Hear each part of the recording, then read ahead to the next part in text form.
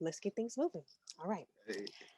Right. So, hello, lovely people. Welcome to episode five. Like, five. We are on episode five of Hey. Breaking Barriers, a mental health discussion.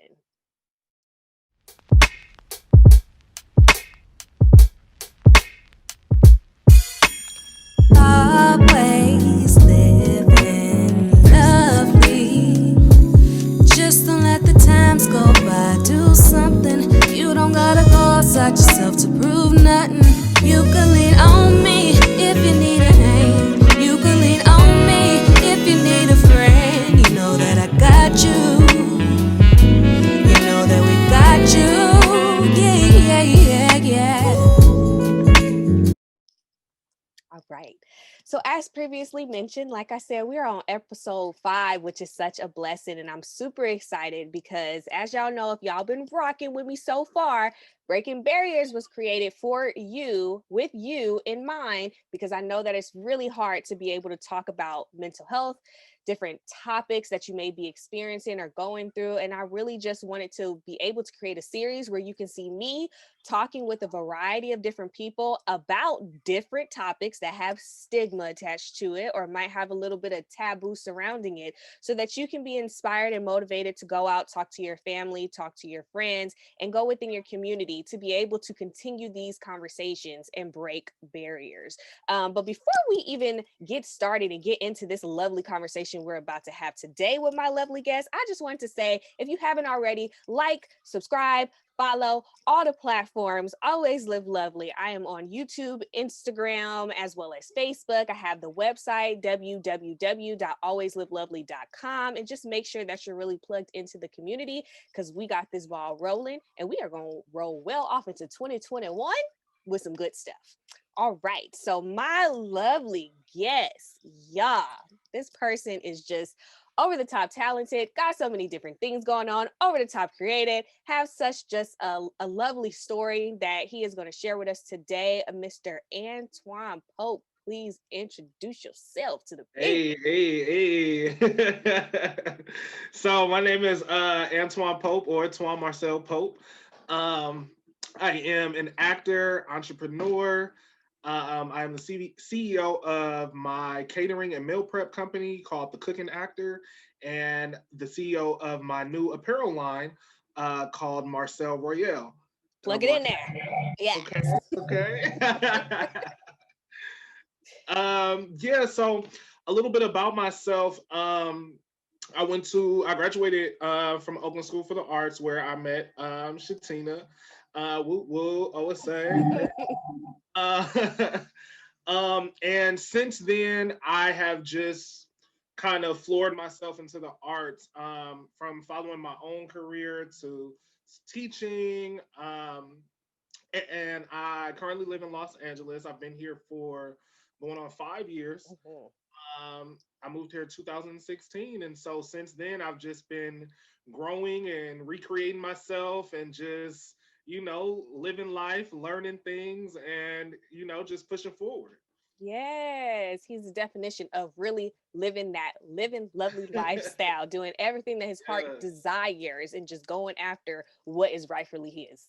Okay. Okay. So today we are going to talk about a topic that I felt he would be just a perfect guest to come on here and just spread a little bit of light, a little bit of love onto anyone who is struggling or having some difficulties with this topic. The topic is grief. And I feel like it is such a timely topic because of the day and age that we're in right now. We are striving and trying our best to live through and survive through this pandemic.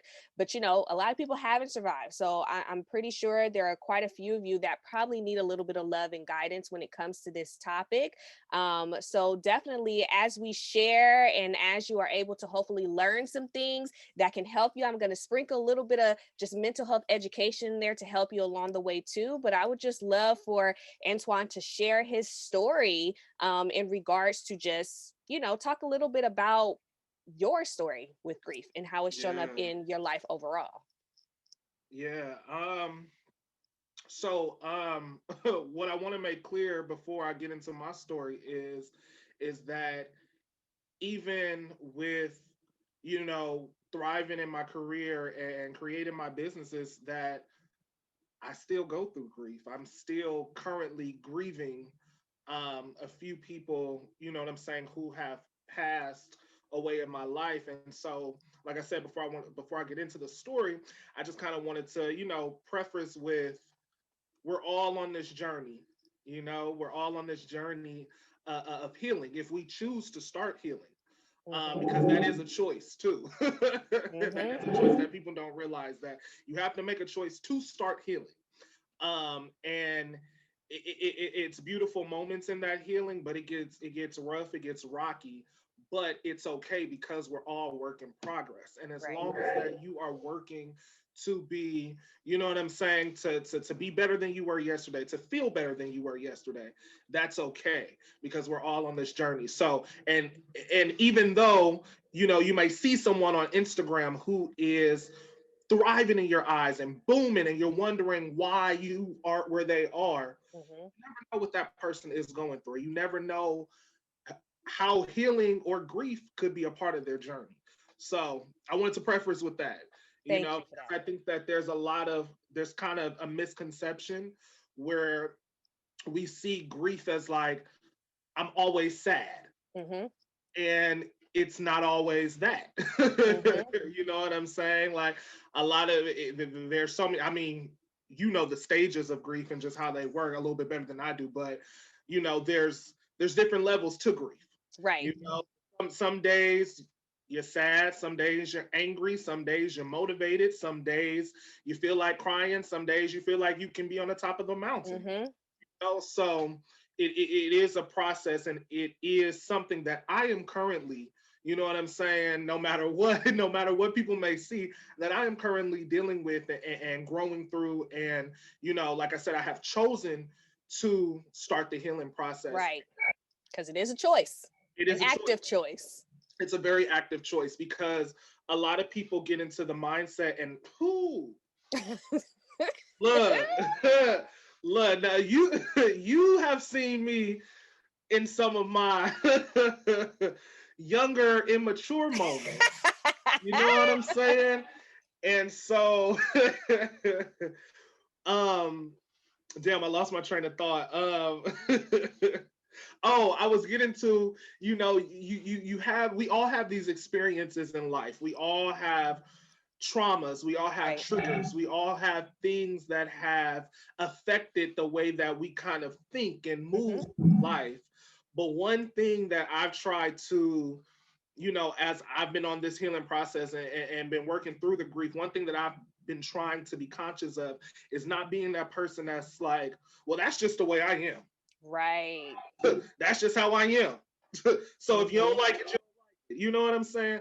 Because when we do that, we're not actually healing. We're not actually confronting whatever trauma or grief or pain that we haven't talked about, we're not confronting it. You're hurting yourself more, hurting yourself even more. And then you begin to hurt others. So like I said, it's definitely, you have to choose to heal through your grief. Right. Yeah, so I guess we can start. I guess we can start wherever you feel comfortable, wherever you feel like it's important for people to know, because what you just sprinkled on them was some very keys. Those was the keys. He giving y'all the keys, okay? I got the keys.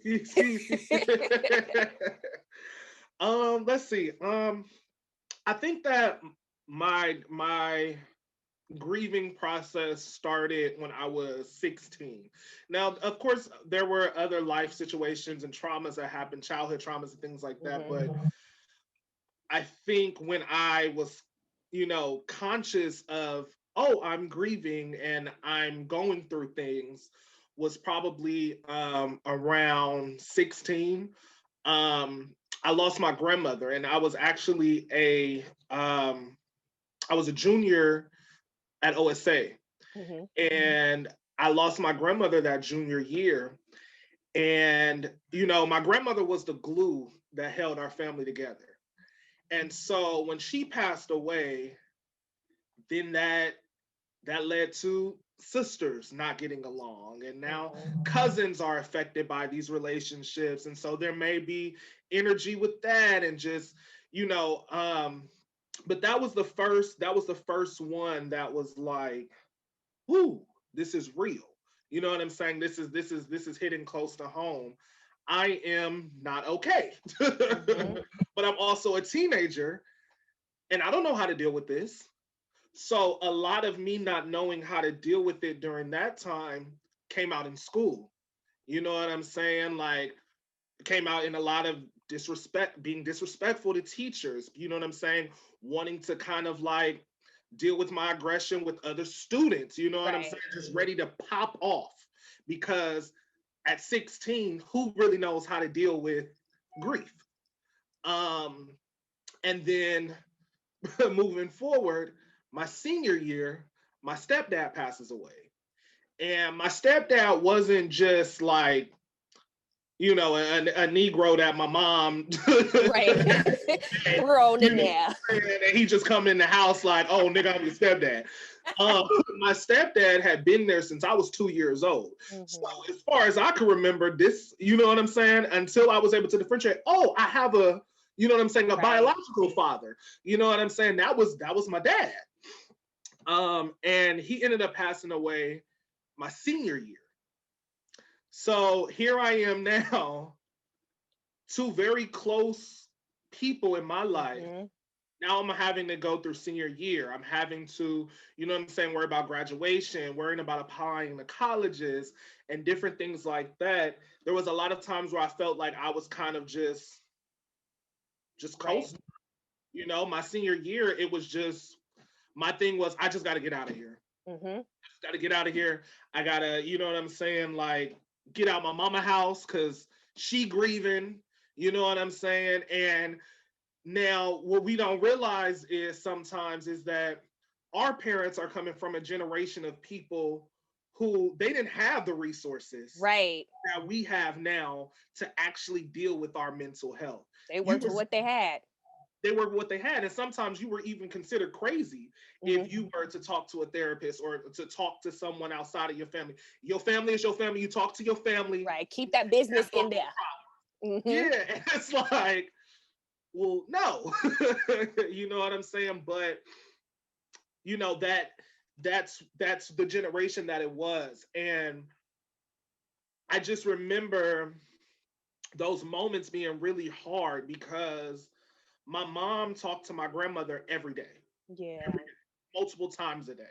Like, I ain't gonna say my mama was the favorite daughter, but like pretty damn close. You know what I'm Mhm. saying? And like that made me close to my grandmother because my grandmother, um, my grandmother had a heart attack right before I was born. Mhm. And you know the story that the family tells is that I kind of not saved her life, but I gave her a reason to live. You Yeah. know what I'm saying? Because now here was this baby that, you know what I'm saying, she had to help my mom with and she had to take care of it. So throughout my childhood, they used to call me my grandmother's husband Uh-huh. because I was always, you know, like checking in on her, making sure she was good. And you know what I'm saying? I was the youngest grandchild. I'm the youngest grandchild on both sides, but you know, specifically with my mom's mom, we had that bond. Mhm. Um, and then, you know, same thing with my stepdad. We had a bond, you know what I'm saying, that I didn't have with my biological dad. Like I felt like I knew some of my stepdad's family more than I knew my biological dad's Right. family. Mhm. Like, you know what I'm saying? Um, and so those were very hard things to like deal with. Deal You know with what I'm two saying? big people in your life. Two very big people in my mother's life, and now Right. I'm watching her cry Mhm. every day because her mother's gone, the love of her life is gone, Right. and Right. she's coming from an era where Mhm. they don't get help, Right. they don't talk to therapists.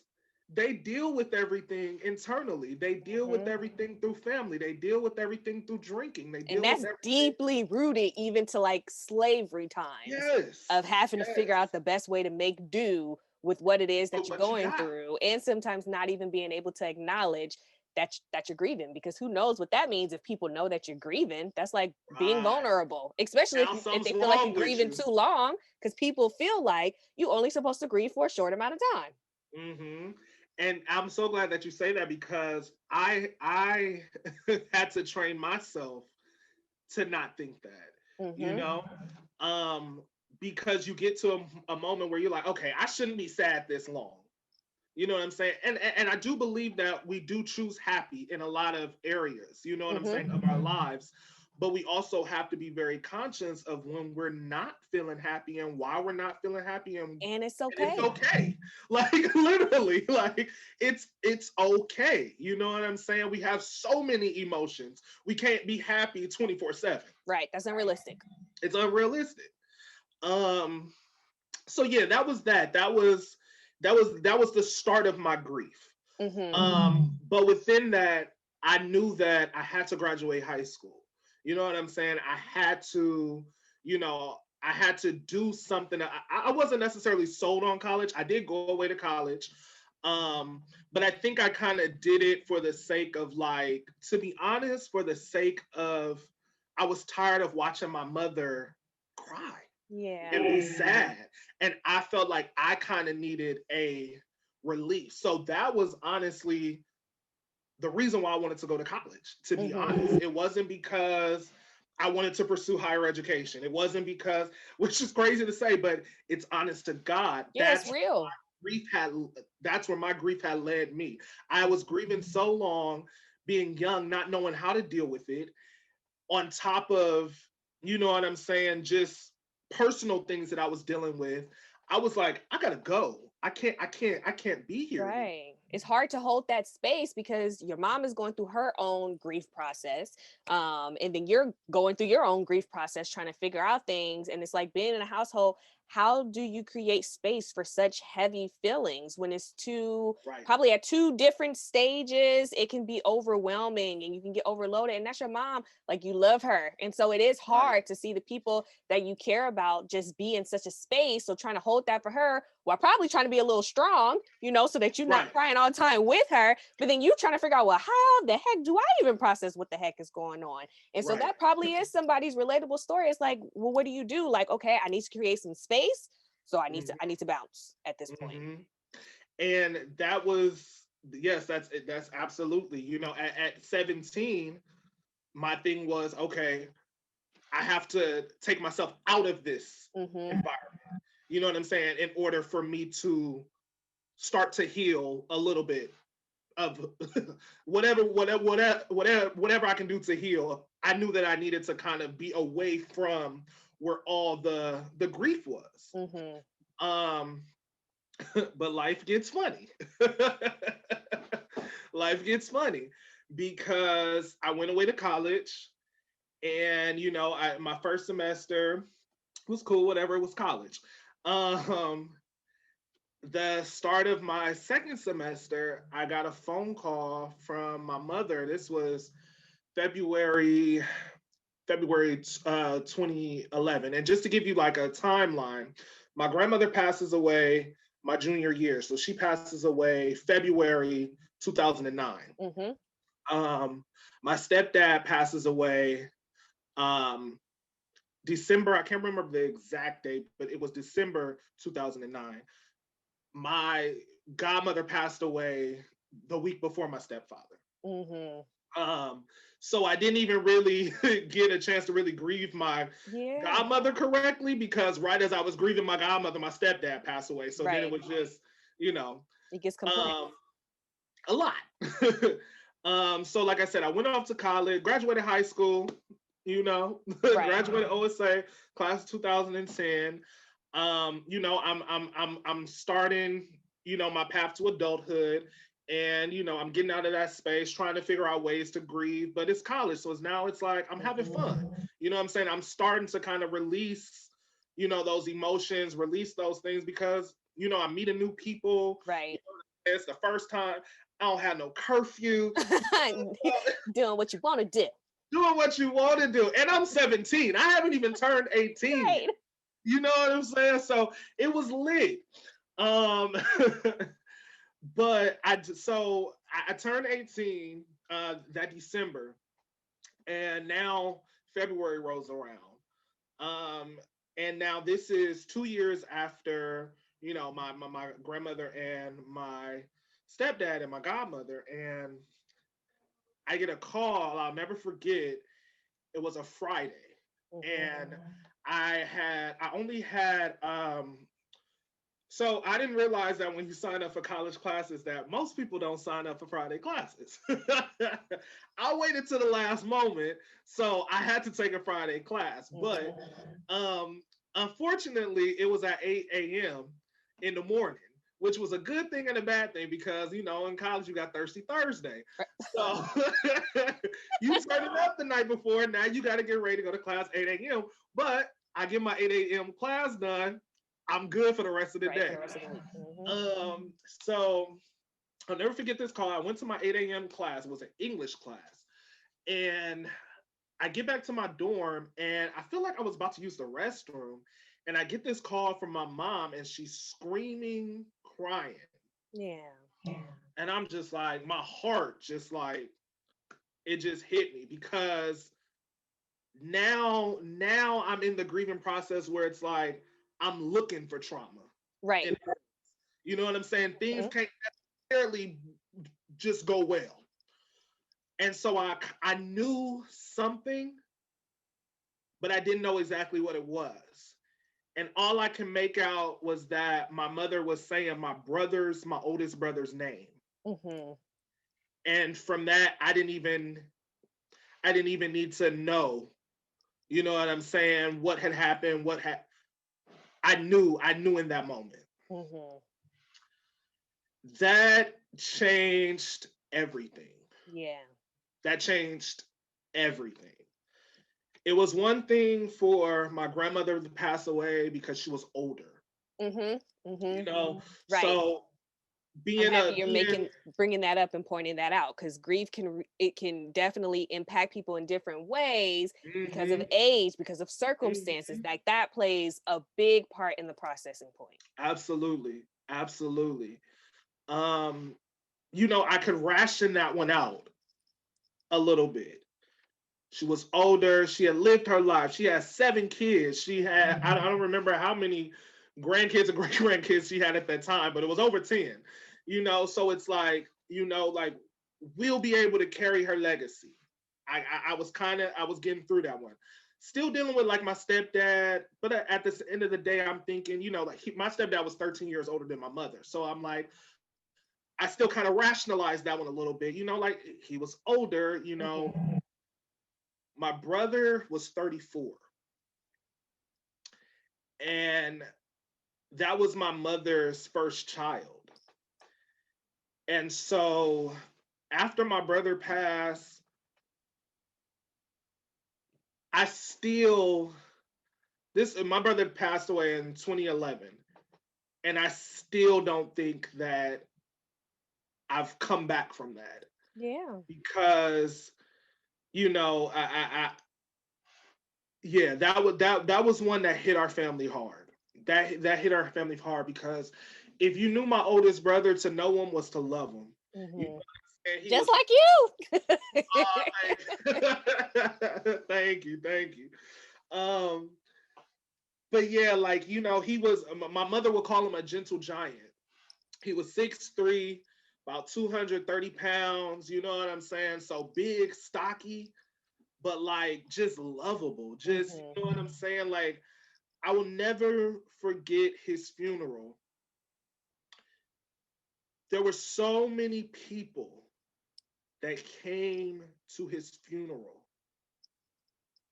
Old classmates, old teachers, just people that he had met in the store, people that he had worked with, you know what I'm saying, and no longer was working with them, just the youth that was getting up there, just speaking about how my brother had changed their lives. You know what I'm saying? So there was comfort in that. There was some comfort in that, but there was also like, but he's not here anymore. Right, a void.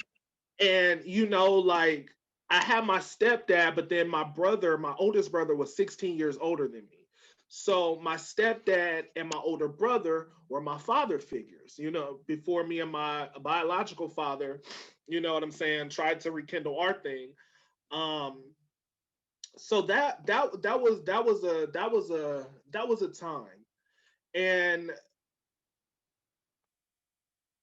my mother my mother took it hard. Mm-hmm. You know, I always remember my grandmother. Um, one of my uncles was in the military, and he ended up getting cancer.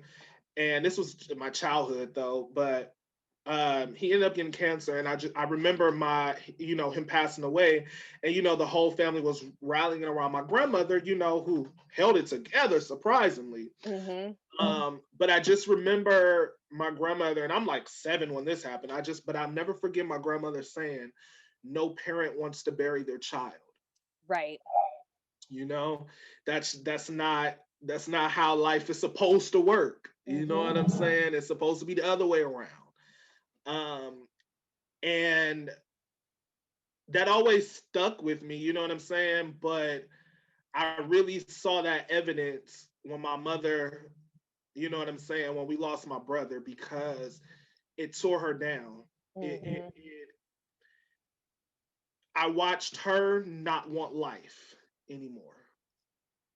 And it got so bad to where it was like I ended up flunking out of school. I went back home and to be with her, because during this time, so my brother passes away, and a few months after that, one of my other brother, my mom's son, my other brother, he goes to jail. Mm-hmm. So now it's me and my mom Yeah. trying to thug it out. Mm-hmm. You know what I'm Went a saying? And full, went a now, full circle.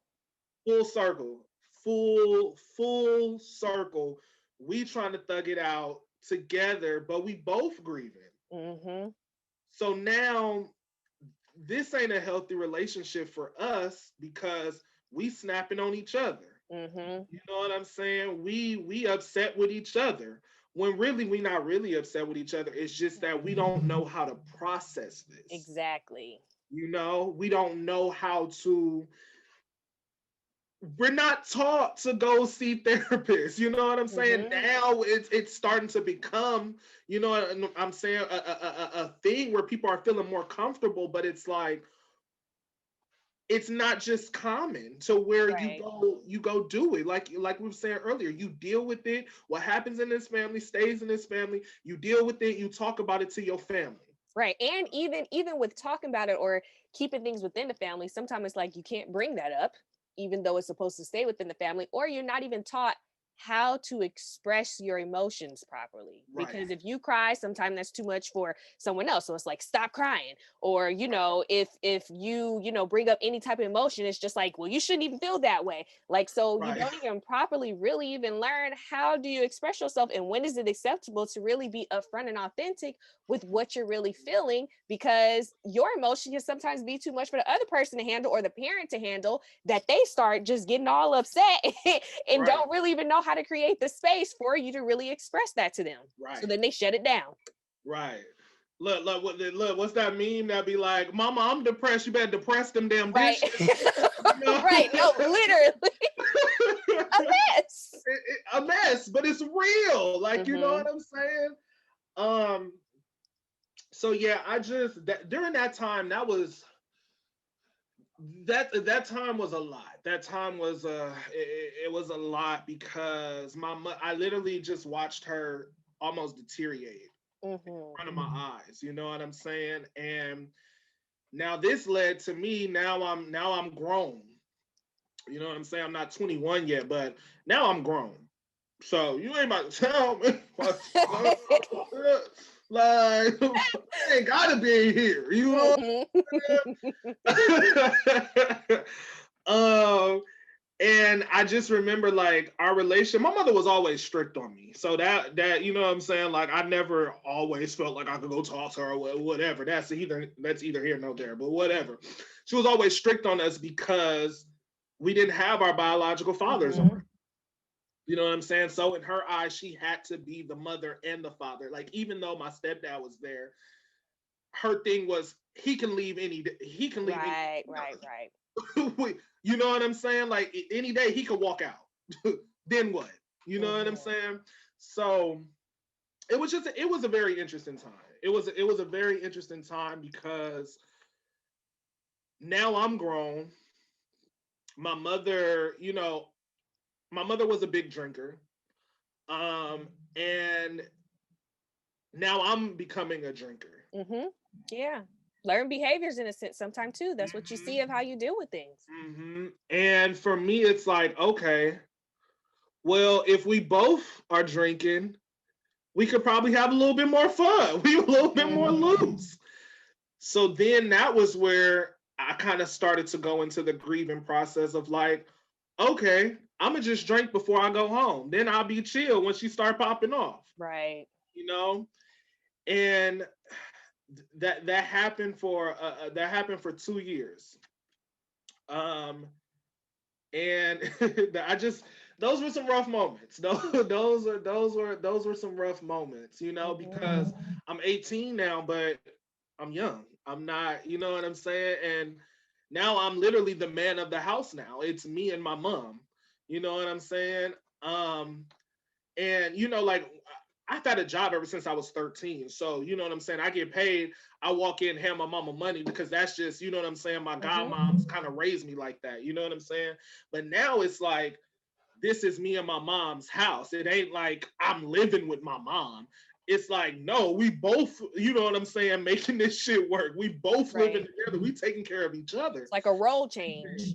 Yeah, and it's like now I got to make sure she eating. I got to make sure she's not drinking all day. You know what I'm saying? So that way, you know what I'm saying, she don't drive herself crazy or make herself sick. But it's life, and sometimes there is no saving those moments. Like I say, you have to choose. You have to make active choices. And my mom gave up. And she sound like the both of you even sound like you were doing what you felt like was in a sense the most helpful way to heal. Like it was accessible. The alcohol was accessible. It'll numb out some thoughts, numb out some things. Like, and sometimes people will go to that because it's like, well, I got this right here. This is easily accessible. This is a resource I got. So I'm gonna use what I got. I'm gonna use what I've seen happen because even though it may not be the best, it's gotten people by. Absolutely. It's gonna numb this pain right now that I'm feeling. You know what I'm saying? I need a quick fix. Right. You know? But during that process, like I said, like I watched my mom give up. She gave up, and I don't think she wanted to give up. I really don't. I don't think she wanted to give up. I think it was just too much. You know what I'm saying? Like I said, so now let's look at the timeline now. Now we got grandmother's gone. Her and my grandmother on the phone 3-4 times a day. Right. All day, Love of her life gone. Son gone. Not to mention the other like family members, cousins, aunties, stuff like that who, you know what I'm saying, have passed. But these three main people that you see every day, you talk to every day, you live with, or you know what I'm saying, it was a lot. And I just think that it was too much for her. It was too much. And unfortunately, my mother passed away in 2013, 2 years after my brother. And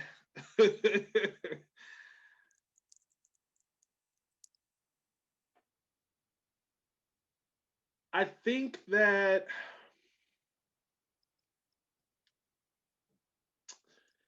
now I look back on it, it's been 7 years. I'm finally getting to a place where I'm getting okay. Yeah. I'm getting okay. Because when you deal with that much grief at a young age, like I said, you can get real into the mindset of well, this is who I am. You don't like me. Right. Deal Deal with it. Ain't my problem. with it. Ain't my problem. You don't like me. What's up? Mm-hmm. You know what I'm saying? And I've been there. I've been there. I'm just getting away from Mm-hmm. feeling like that, but it's been a journey. It's been a journey of kind of figuring it out. Yeah. Figuring out and accepting. Mm-hmm. Because I think that another part of the grieving process is denial. Right. You know what I'm saying? You're no. This can't be. You know what I'm saying? Or and I'm getting to a point where I'm starting to accept it, because for a long time I could not accept it. I'll tell you this, to this day, and it hurts me to my core, Mm-hmm. but it's a part of my healing process. It's really hard for me to be around my brother's children for a really long time, Mm-hmm. because as soon as I see them, I see him. Yeah. You know what I'm saying? And I know for a lot of families, that uncle assumes the father role for Mm-hmm. like the nieces and nephews and things like that. For me, that's not my truth. For me, it's hard. Yeah. For me, it's very hard. And it's like, I mean, now my nieces and nephews, they're older. So it's like we can text each other or hit each other up on Instagram, or, you know what I'm saying, call each other. They have cell phones now and things like that. But it's still hard. Yeah. It's still very hard to just connect sometimes, because I see him, or I see even going to like just family functions. Mm-hmm. After my mother died, I couldn't do family functions, because my mother's house was the house that all the functions was at. Right. My mother was the one whipping it up in the kitchen. You know what I'm saying? My grandma used to do it back in the day. Grandma didn't do it as she got older. My mama did it. My grandma made the pies. My auntie made the cakes and the turkey. My mama was making everything else. Mm-hmm. Everybody coming over. Everybody having a good time. Music playing. You know what I'm saying? That was the vibe. So I isolated myself, which is another part of grief. Yeah. Going Another through part all of the stages. It's that isolation. And in some ways, it's helpful, because in some ways you need to kind of step away to clear your mind and make sure you're intact, because with death comes a lot of tension in families. Right. Mm-hmm. Because everybody's trying to process. Everybody grieves differently. Everybody handles it differently. So in some ways, it served me, but in a lot of ways, I still feel like I'm not as connected. But I think that also kind of stems from, if something happens to someone else, I don't want to feel the hurt that I felt. Mm-hmm. And that's not healthy. That's not healthy. You know what I'm saying? So that's one of the biggest things that I've been working on. Yeah. You're trying to protect yourself. But you're trying to protect, yeah. Because you, even in the midst of you sharing the story of like your mom losing all these people, now we got Twon. Yeah. And you lost like the people that were your foundation. Who you turn to when you need something, like who had your back, like, like this is your support system. And, that's something that I've been sitting with as I listen to you through this whole conversation. Because I know even for me, one of my biggest fears is to lose my foundation, like the people that are my core, that are my support system. Like, I don't know what I would do, because that's all that I know. And, you know, even in what, like, how do you even hold it together with all the things that you're doing? And it's like, the people that you turn to for support aren't here anymore. Yeah. Yeah. It's funny because a lot of it, I had to grow up very quick, you know, and a lot of us do, you know what I'm saying, just in our community for various reasons. But I had to grow up very quickly because my mom passed away right before my 21st birthday. She passed away in September. I turned 21 in December. So my early 20s, my foundation, like you said, it was gone. You know what I'm saying? A lot of my life has been me figuring it out and me just kind of pushing through uncertainty, pushing through, you know what I'm saying? I've always been a very self-determined person. Like, if I say that I want to do it, I'm gonna do it. You know what I'm saying? Like, I see a lot of people, they talk about what they want to do, but they don't put no work and no effort into actually making it happen. Right, but that ain't you. That ain't him, y'all. For sure, for sure. I done synced it. Okay. So that's one aspect. I used to I have a weight journey. And my weight fluctuates. Sometimes I'm very heavy. I'm on the heavier side right now. And sometimes I get it together and I'm on my shit, you know. But you know that's just a element of it, though. It's like, because I'm a very determined person, so it's like, if I say I'm gonna do it, I'm gonna do it. And I think for me, I had to change a lot of my mindset. I had to change a lot. I had to unlearn a lot of things. Right. You know what I'm saying? Because we are so conditioned as people to think this way and to think this way. And I had to remember that no matter what I've been through, don't nobody owe me a damn thing. You know what I'm saying? Because just like I got a story, that next person has a story too. So how dare you feel as if you are owed something that you haven't worked for? Right. So I think for me, that's how I press forward. I had to let myself know I had to choose happy in a lot of moments where I wanted to be sad. Because if I chose sad, that sad was gonna linger. Right. For a week, a month, 3 months, 6 months. And here now you look back and you done been depressed for 6 months. Right.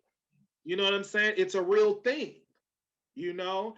And so in a lot of those moments where the feelings of sadness come, I had to choose happy.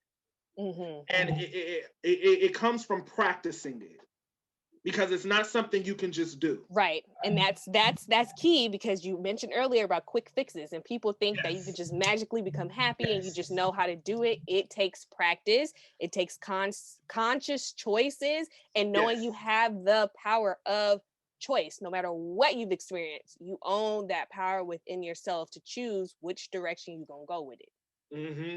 Because see, I would make the mistake. I was searching for happiness in a place, in other people, the next level.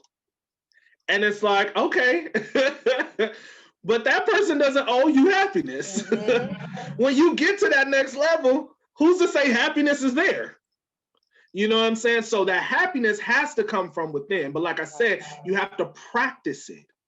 Because I would take things just, I would wake up in the morning and I'm like, okay, I don't feel like getting out the bed. Okay, let me practice. Let me practice what happiness could look like if I do get out the bed. Let me go get my favorite smoothie. Something as small as that. You know what I'm saying? Going to get my favorite coffee. Working out. You know what I'm saying? Anything that can kind of get the endorphins of happy running through. Right. You know what I'm saying? So it really just takes, like I said, I'm still on this journey. Right. To everyday You know what I'm learning saying? experience. Exactly. No matter what I'm doing with my businesses and things like that, I'm still on this journey of healing and finding what my happiness truly looks like. Mm-hmm. You know? And so within that, it has just within going through everything that I've gone through, I realized how short life was, how precious life was, and how I could no longer take life for granted. Yeah. Like I said, if I say I'm going to do something, what am I waiting on? Mm-hmm. You know, because we'll train ourselves to think that because we don't have this amount of money, because we don't have this thing that we think we really, really need, that we can't do what we want. Right. When it's like, no, baby, you got resources. Yeah. You got resources within. You Mm-hmm. got resources Use what you got. around. Mm-hmm. Use what you got. So look, that's a line from the Players Club. Use what you got to get what you want. You know what I'm saying? It was dropping them gems, even though people probably wasn't picking up on it. It ain't just for the pole. Right. It's a life lesson. Right. It gets us over in different avenues of your life.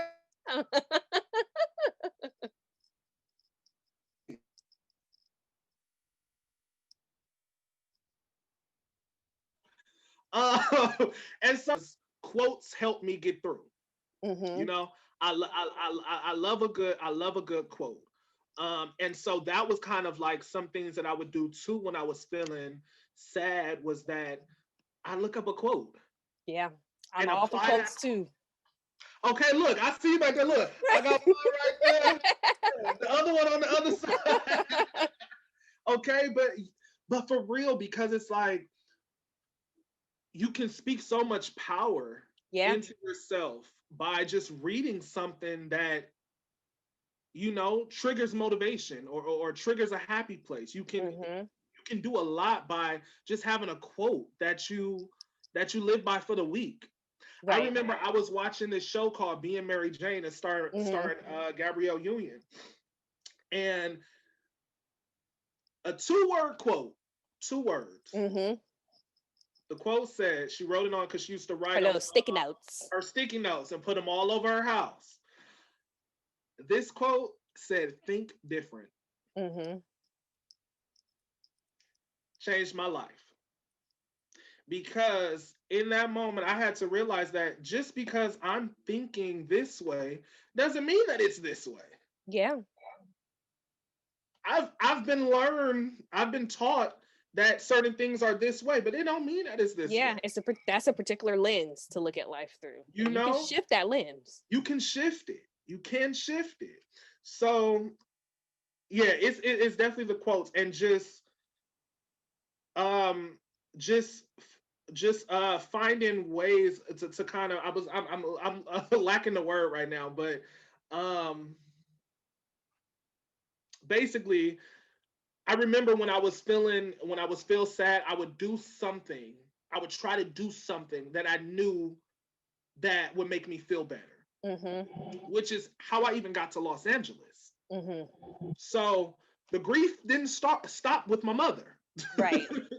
The grief didn't stop with my mother, because now my mother's passed away. Now here comes my father, my biological father. Uh-huh. And now he wants to rekindle a relationship. Mm-hmm. Rekindle something that we ain't never had. Right. But my mother's gone. As angry as I am with him that he hasn't been there, there's this soft spot. There's this soft spot because, damn. Right. He's technically all I have left. And like I said, like I have aunts, you know what I'm saying? Right. My cousins, my niece and nephews. But I think for me, like I said, I isolated myself from them because if something happened, I didn't want it to hurt. You didn't want to revisit, it's like uprooting it every single time. It's like taking the Band-Aid and snatching it off every time. Literally. Before it's even healed. Exactly. Throwing a little salt on it. Right. You know how they slow down the snails. So, so here comes homeboy. He wants to build a relationship. Now, I fought it because I just felt like, boy, fuck you. Right. Like, respectfully. You know what I'm saying? Like, you haven't been here all this time, and now No, that's my real mom talk. passes away, and now you want to show face? Time went on. Um, he kept popping up at my house. And one thing about me, I like consistency. Mm-hmm. When I'm dating, when I'm talking to somebody, when I'm just, you know what I'm saying, interacting with some, I love consistency. Keep that same energy. Right. You know what I'm saying? And he kept popping up, kept popping up. But unbeknownst to me, I didn't find this out until after, he was sick. Yeah. And, you know, he wanted to repair Mm-hmm. before he left. And he passed away 2016. Mm-hmm. So now we have a 23-year-old young person, myself. Grandmother passed away. Now both my grandmothers passed away, but you know what I'm saying? Brother's gone, stepdad's gone, godmother's gone, mother's gone. And your other brother was in jail. Other brother was in jail. My other brother, he had gotten out. Mm-hmm. But yes, he was gone for some time. Now here comes my biological father. I get a call from my cousin, like, you need to go up to the hospital. I don't know, it's not looking good. I'm like, okay, I'll make it up there. I'll get up there. I'm gonna go. Didn't make it in time. Yeah. So here we go, all over, all over again. And so I have this thing, clearly it's a common theme where I'm like, well, I gotta go. Right. Got a blast. No, your Jimmy Neutron. I can't be here. But it was interesting because I was actually in a relationship at that time, and me and that person ended up breaking up like 2 weeks after my father died. Mm-hmm. And that was another blow. Yeah. And it was that moment where I was like, okay, I gotta get the fuck out of here. Mm-hmm. I had been talking about moving to Los Angeles, and it was just like, I didn't have anything holding me back at this point. You know what I'm saying? But what I did was, when I would feel sad and upset, I started to do things, like I said, that I knew would make me happy. Like, even if I didn't feel happy right away. Or I said, you know what? I'm going to channel whatever sadness I feel, and I'm going to put it into my career. Yes. So whenever I feel sad, I'm going to just start researching things about my career, researching things about the industry. And healthy habit replacement. Healthy habit replacement. You get a word for it. Okay. Yes. Okay. So healthy habit replacement. So that's what I started doing. And I kid you not, I was literally crying one day, just crying. Right. And I just got on the computer and I'm like, Google it. And I came across these auditions for Stella Adler. They were happening in San Francisco you could train in Los Angeles or New York. And that was the start. I said, okay, I hit them up. Oh, I'm sorry. I missed the deadline. I missed the deadline for submissions. But what? I had a replacement. I said, you know what? I'm going to still email them. I emailed them. I said, I saw this, you know what I'm saying? I saw the submission, but it looks like I've missed the date. Is there any way that I could possibly still audition? They emailed me back. Somebody has dropped out. Yeah. I'm audition this day. Did the audition about a week later, heard back from them about a week after that. You've been accepted to the Summer Conservatory down in Los Angeles. And that, that's how I got here. So my grief. What's so funny is, wow, that's interesting, because now I'm getting this moment of like, wow, I didn't even, until I just said that, I didn't even realize that. It was my grief that led me here. Yeah. It was my grief that put me in a position to start my catering business and start working on my apparel line and things like that. It was my grief, full circle. Yeah. You know, and here I am. It's been 4 years since I moved out here, because literally my father died 2016. I was moving into my spot in Los Angeles June 2016, because I was like, I gotta go. I can't do this no more. And here we are. It's been 4 years, and like I said, I'm still on this journey. I'm still on this journey of healing. I'm still on this journey of grief. There are days that, no matter if I have a catering business, or I'm working on a apparel line, or I'm doing an acting job, right, I still have my emotions. Right. You sit with that. That's still in you. It didn't go nowhere. I'm working through it. I'm on a path of healing. Oh, and that's a word. That's a word, what you just said. It didn't go anywhere. So that's important, y'all. Just because you do a lot of things, we do a lot of things sometimes to distract ourselves and think, well, this is going to make it better. Well, if I go do this, or even sometimes people will move and say, all my problems will be gone. No, they packing their bags too, and they blasting off with you. They right there. What happened? That's exactly what happened. Whereas I thought I was running away from the grief, it was like, we coming to get here. Don't leave us behind. And now on top of the grief I gotta deal with, I'm getting told at every fucking audition, no. No. You know what I'm saying? So it didn't go away, but now I've learned how to.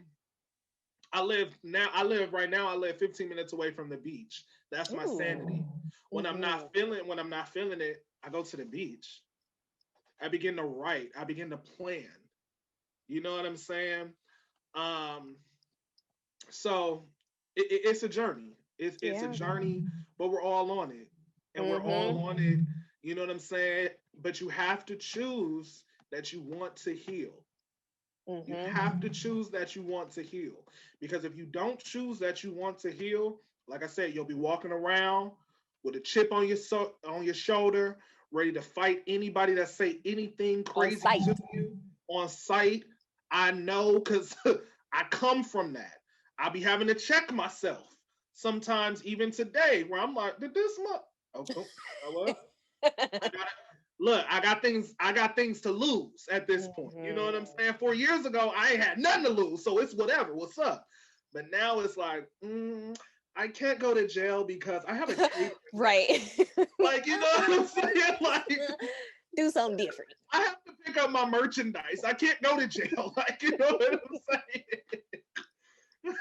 Yeah, and it's so beautiful that you're able to be real, because some people are probably like, how the heck are they laughing and talking about grief? But I know for sure it brings so much joy in my heart when I'm able to listen to people's story and just see them continue to push through, and see just that willingness to be open and be vulnerable. And just your story like was a beautiful example of, like you said, you talked about like the stages of grief, and y'all went through basically all of them and back. And one thing is for sure is the stages of grief, like, doesn't have to be like you go from 1 to 2 to 3. Like, you could be all over that mug, and there's no right or wrong way about how a person is supposed to grieve.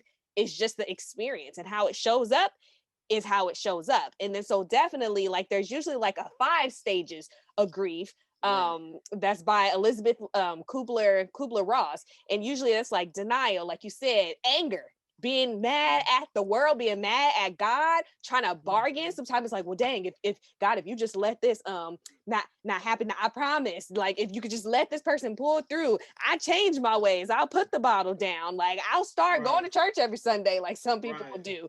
And then you can definitely slip into that depression, like you said, that sadness, that isolation, and then really trying to get to that place of acceptance. But like you said, acceptance doesn't come until you choose to want to welcome that type of energy into your life, because people can stay in that denial space forever, honestly. Like people I'm pretty sure are in the grave right now, still in some denial or anger or depressive state because it was just too hard to be able to accept a reality. It's hard to accept the reality of somebody not being here, even though we know we didn't come here to stay. We all, Right. like my dad always tell me, we passing Right. through. Like we're all gonna die one day. It's just, it's hard when that happens, even though we know that that's the reality, because we get here and we build these beautiful bonds, these beautiful memories. And it's just like, sometimes it doesn't make sense. Like, why do we get here and we do all this just to Like, die? Like, just to die, literally. why is that it? Like, Yeah. and then it's just like, it can even expand to just like, people feeling a lot of guilt. Guilt is another huge part of just that grieving process. And sometimes people even feel like survivor's guilt. If they've experienced something that's traumatic and they didn't die, then they'll feel like, dang, that should have been me. Like, Yeah. or if they feel like they could have not even been in the same situation, but they could just feel like maybe they're in a space in their life where things aren't really, they haven't made the right decisions, but then somebody who was like, I don't know, a star athlete, or young, or was doing all these amazing things, and they'll feel like it should have been me instead of that person. So a lot of guilt can just come up as well. And then it's that whole thing of working through, like you said. So being able to find realistic solutions, without that loved one being there. And it definitely sounds like that's the road that you're on. You're working through, you're pushing through, and you're choosing to push through. Because I know that you brought up that idea of your mom like giving up, because sometimes it gets too much. Like it can get real too much to where you're just like, I don't want to be here no more. Like if this is what's going to keep on happening back to back, like forget it. I've lived some life. Okay, cool. I'm cool with not being here no more. But like you choosing, even from probably learning from her experience, is just kind of like even probably breaking a little bit of like, generational things. If there could be a different way to handle this, you can still push on and persevere and be able to still hold legacy. Because something beautiful was like what you talked about your brother's funeral, all the love, like that's gonna stay in people's heart forever. Like anybody he crossed paths with was there. And then even with your catering business, I know your mom and the women in your life helped you learn how to throw down. I clearly I missed when this man came to the Bay Area, and I'm kind of upset about it because I'm like, how was I not following the right Instagram account? But we ain't gonna even talk about that because that's not what this conversation is about. But you're an embodiment of the beautiful parts of them. Is still living on like through you. And even with that, do you feel like there are other ways that you just continue to honor them and hold them with you throughout this journey that you're living on? Yeah, well, like you said, I mean, you hit it right on the money. So like I was saying earlier, my mom was like the cook in the family. So me starting the catering business was like an exact tribute to her. Like, you know what I'm saying? Like as much as it was a okay, I'm in between acting jobs, I got to figure something out. You know what I'm saying? As much as it was a financial factor for me, I got all her recipes, because I'm the youngest kid. So it's like my brothers was out doing their thing. I'm in the kitchen cooking with her, so absolutely. Absolutely. Um, from my grandmother, just always remembering like to just treat people how you want to be treated. You know what I'm saying? From my godmother, just nobody owes you anything. You know what I'm saying? My stepdad just working hard every day. That man woke up every day and went out to go get some money. You know what I'm saying? Like he had his own U-Haul company. You know what I'm saying? My brother also too. Like actually, my brother was acting before I was, believe it or not. Yeah, so he was doing, like community theater in the Bay, and was working with one of his friends, who's a family friend, on shows and different things like that. And then he also has started his oil business where he was selling like the scented oils and things. So it's like I have all those, all those things that I kind of, you know what I'm saying, the entrepreneurship from just the treating people with love and treating people with respect, and also remembering that just this is a journey, this is life, everything is temporary. So it's like while you're here, what are you going to do?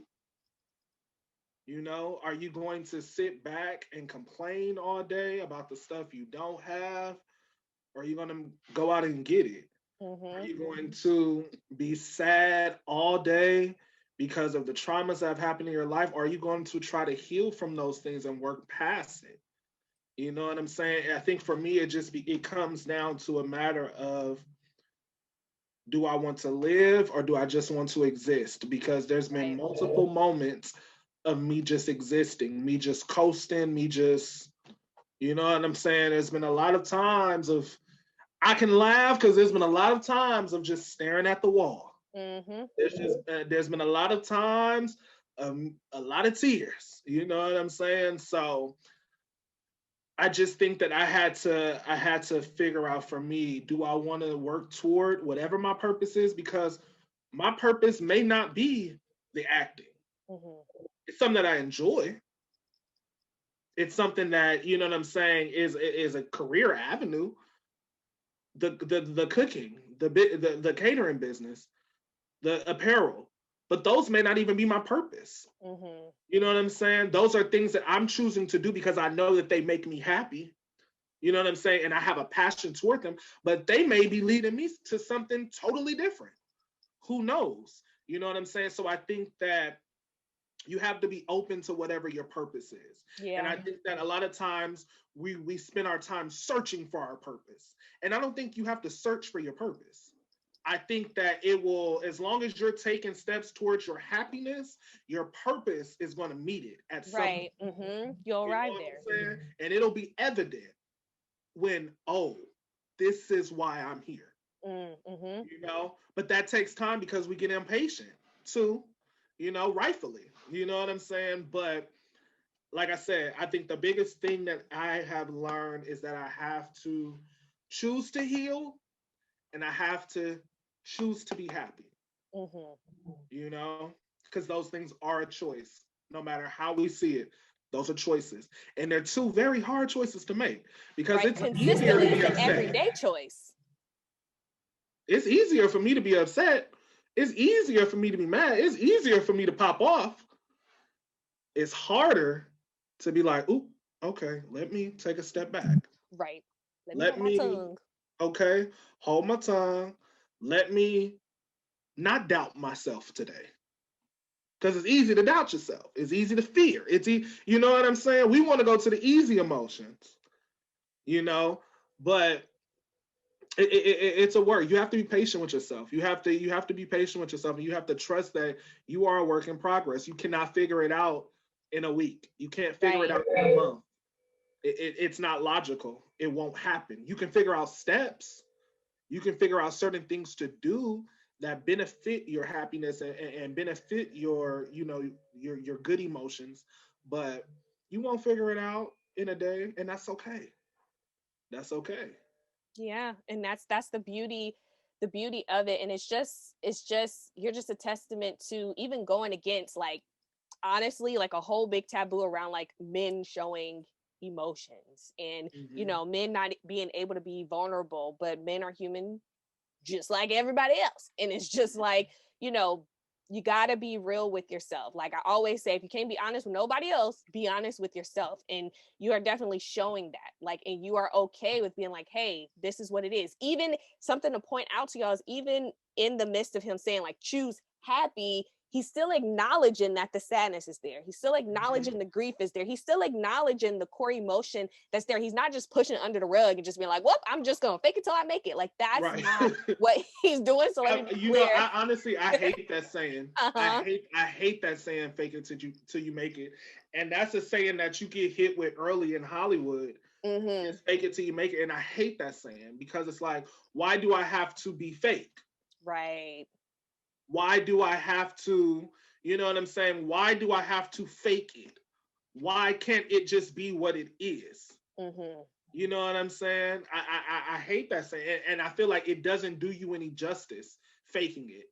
Mm-hmm. You know what I'm saying? Like, no, find a way that you can actually learn Yeah. about it and do it well. There's Embody no it. need to fake it if you're willing to learn about it, if you're willing to open yourself up. You know what I'm saying? Yeah. So I really appreciate that. And like you got some gems. I'm telling you know what, y'all should have had y'all little notepads out, even some things where y'all were like, yes, I relate to that. If I would like that, like that's probably where I am and what I've experienced. Because you definitely have just blessed this whole Breaking Barriers platform. Just being willing to show up in the way that you showed up, and being willing to be unashamed of just like Yeah. your story, which shows just how much healing you've already done, even though you're still on a path to healing. Because a lot of times we'll feel like, well, I ain't arrived yet, or I'm not there yet, or where I feel like I should be. But it's like, look at all the work that you've done and you put in. It's a constant journey. Honestly, with the way life is set up, I feel like we heal all the way until we not here no more. Like, because it's always gonna be something we're gonna have to heal from. Like, it's always gonna be something that we're gonna experience in life, we're gonna have to process. So it's constantly that choice and journey of you just keeping in the forefront of your mind, like how you see your life to be, what type of energy you want, what type of space you want to be able to take up. And I'm definitely just continuing to just root for you, as you know that I always am.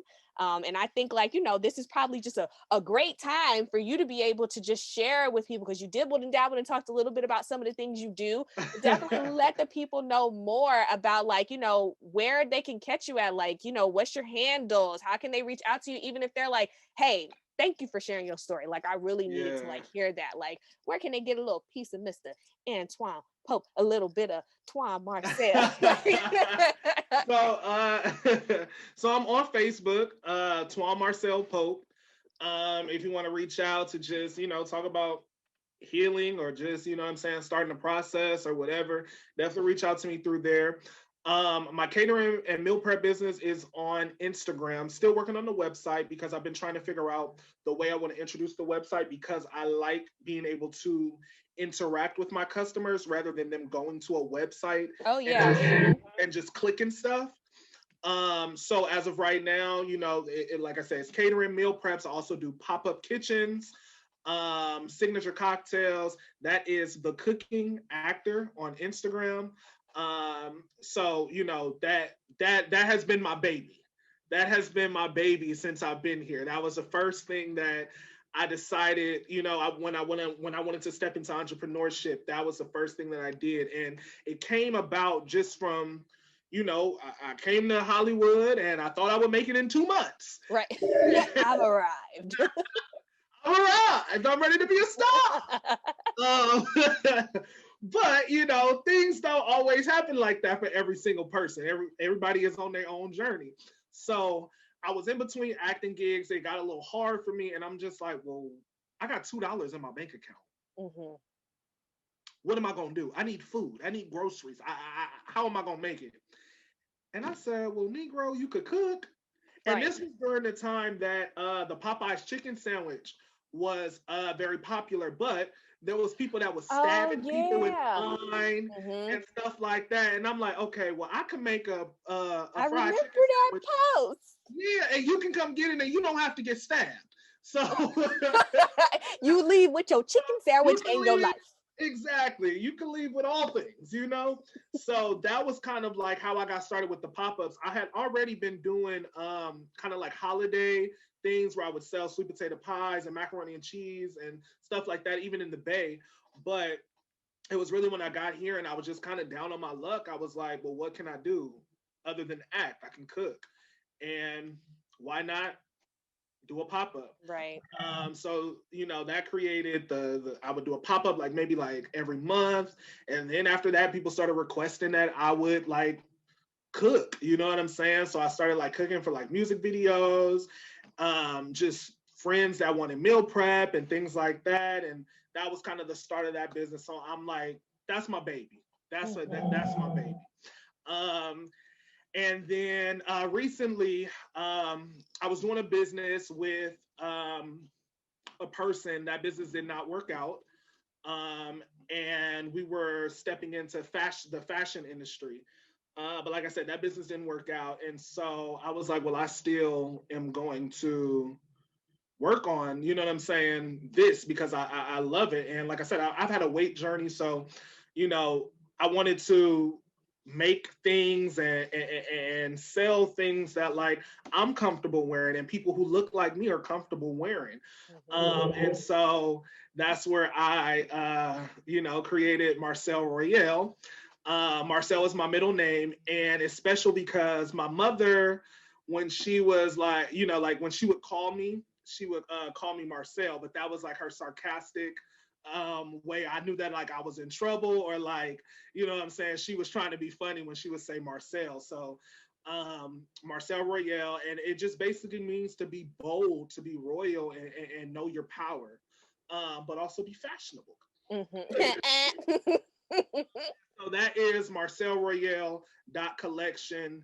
And that's also on Instagram. There is a website, Marcel Royale .online, or yeah, there's a website. It's in the Instagram. But as of right now, I just recently did the soft launch on my birthday. And then we're going to be setting up the official launch with the launching of the website in a few days. Okay, celebrate. Like I haven't put an actual date out yet because I kind of, just know it's coming. He might pull a Beyonce, and I'm not at midnight. Y'all just got to be on the lookout. You know what I'm saying? But it's coming. It's coming. It won't be before Christmas, but you can definitely expect it after Christmas. So that's all I'm gonna say. Follow the page, marcelroyale.collection, to stay tuned. And then, like I said, the cooking, catering, that is the cooking actor, all on Instagram. But yeah, hit me up. Yeah, thank you so very much. And, for people that are new to my platform, Always Live Lovely. It's a mental health service. I got lots of new services that's coming in 2021. Got some consultations, some merchandise. I love workshops, trainings, being able to speak and just share. And as you can see, I create a lot of different content because I'm really in the business of helping you learn how to take care of your mental health, as well as showing y'all that, therapists, are not always like y'all think they are. Because I know a lot of people think that your therapist got you on the couch. Y'all call them shrinks. We just overanalyzing. A lot of times we're white, but like, let me tell y'all, little baby right here.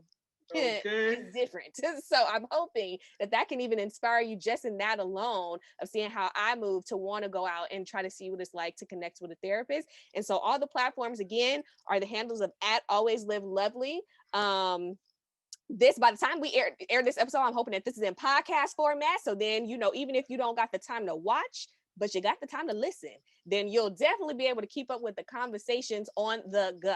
Okay. So being able to do that, and go over to the website, www.alwayslivelovely.com.